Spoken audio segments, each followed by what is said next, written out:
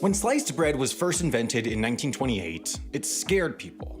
The small town of Chillicothe, Missouri was the first place in the world that saw the commercial use of a bread slicing machine, and the local papers reported that the very idea was, quote, startling.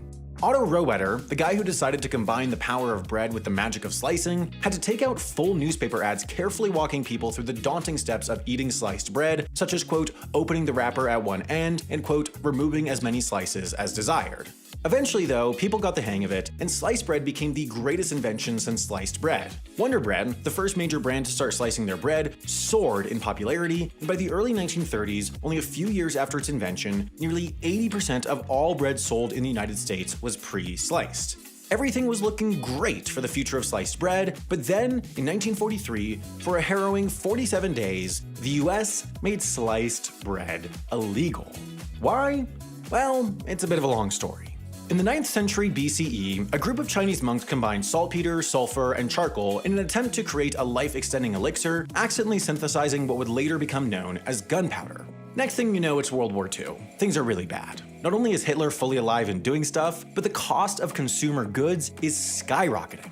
International shipping lanes are interrupted, and manufacturing resources around the world are diverted away from producing consumer goods and towards producing axes, or whatever it was that people were killing each other with. Now, when this economic crisis finally hit the US, the American government did what they normally do to combat a collapsing supply chain and out-of-control inflation. Absolutely nothing. Oh, wait, sorry, wrong century. No, this time they did something radical. FDR issued an executive order creating the Office of Price Administration, which essentially completely transformed the way that the US economy worked for years. You couldn't just walk into a store and exchange money for goods and services anymore. The entire capitalist system got a shiny new makeover. Now, the simplest thing that this office did was place price caps on basic commodities. About 90% of retail food prices, for example, were frozen. You couldn't legally sell a package of Jell-O for more than 8 cents or a box of Bisquick cake flour for more than 21 cents. And even if you were especially impressed with a package of Bisquick, you couldn't legally pay more than 21 cents for it either. But this is where things get a little more complicated. Economics are not as simple as freezing the price of Jell-O, kicking your feet back, and hoping that everything just kind of sorts itself out. There's a little thing called supply and demand, which, if you don't know what that means, you can find out really quickly by going to reddit.com/r/libertarian and saying that Starbucks baristas should be able to afford a one-bedroom apartment.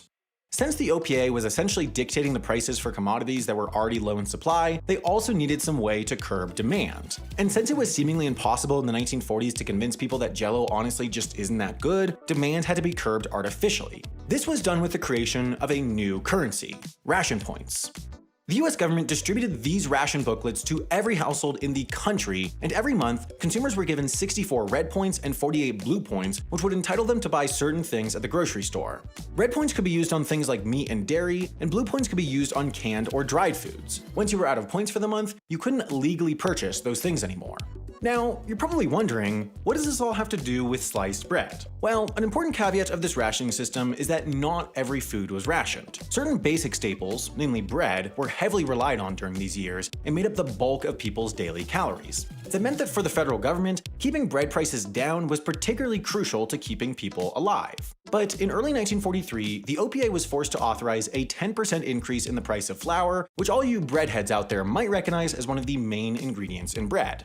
Now, the OPA wasn't too keen on jacking up the price of bread, given that it might kill everybody, so the Department of Agriculture stepped in with a solution: make it illegal to pre-slice the bread. Sliced bread was slightly more expensive to produce than unsliced bread, given the extra equipment and manpower, so banning sliced bread would theoretically offset the increase in flour prices. This would also save approximately 100 tons of alloyed steel and the extra wax paper that was needed to keep the sliced bread fresh, both of which were sorely needed by the military at the time. It was a win-win for everybody, and by everybody I mean just the federal government, because everyone else was super pissed. Bakeries were, naturally, not thrilled that they couldn't use their expensive new bread slicing machines, and housewives around the country protested. This woman wrote to the New York Times 10 days after the ban, complaining that 22 slices of bread was arguably too many slices to slice in a day, and that she was also pretty bad at it. Less than a month into the ban, Time magazine declared that, quote, this war was getting pretty awful, and that was entirely in reference to the sliced bread thing, with zero mention of the 6 million people who had been killed up to that point. That's how bad it was. By March 8th, only 47 days later, the government decided to lift the ban, claiming that it was because it didn't save as much wax paper as they had anticipated, but we all know it was because they had infuriated a bunch of women who now knew their way around a knife. Okay, so funny story, my team and I were researching this video while we were traveling abroad, and it turns out that trying to use American websites with facts about America stuff sucks when you're traveling. Back in 2018, the EU rolled out a new set of internet regulations to protect European citizens' data, but so many American websites were like, oh, that sounds like a lot of work, we're just gonna block all of Europe now. And that would have made writing this video impossible if we didn't have NordVPN.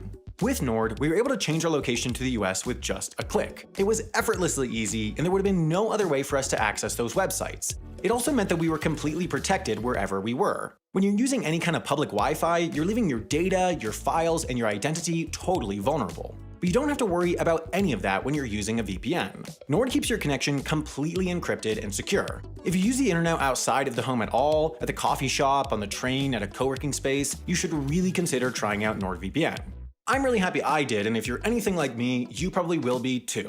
By signing up with my link, you'll get a huge discount and 4 extra months for free with a 2-year subscription. Plus, you'll be supporting our channel while you're at it. And hey, if it doesn't work out or you don't get enough use out of it, you don't need to worry. Nord offers a 30-day money-back guarantee. So click the button on screen or follow the link in the description and try out Nord today.